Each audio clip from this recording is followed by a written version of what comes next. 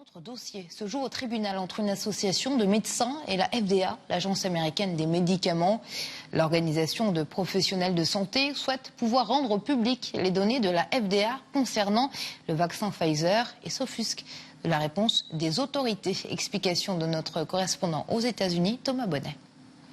Une organisation se présentant pour la transparence de la santé publique aux États-Unis a déposé un recours pour avoir accès aux données complètes du vaccin Pfizer en faisant appel à une loi américaine sur la liberté de l'information.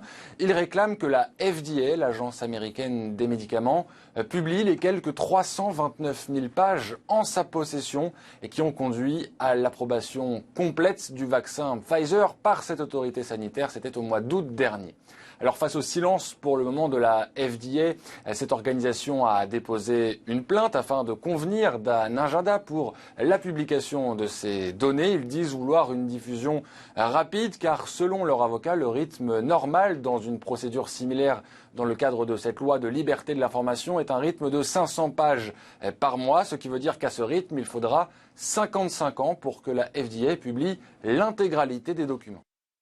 Cela a pris précisément 108 jours à l'Agence des médicaments et des produits alimentaires entre le moment où Pfizer a commencé à produire les documents pour l'autorisation et le moment où l'agence a autorisé le vaccin Pfizer. Alors qu'elle peut conduire une analyse intense des documents de Pfizer en 108 jours, elle demande maintenant plus de 20 000 jours pour rendre ces documents accessibles au public.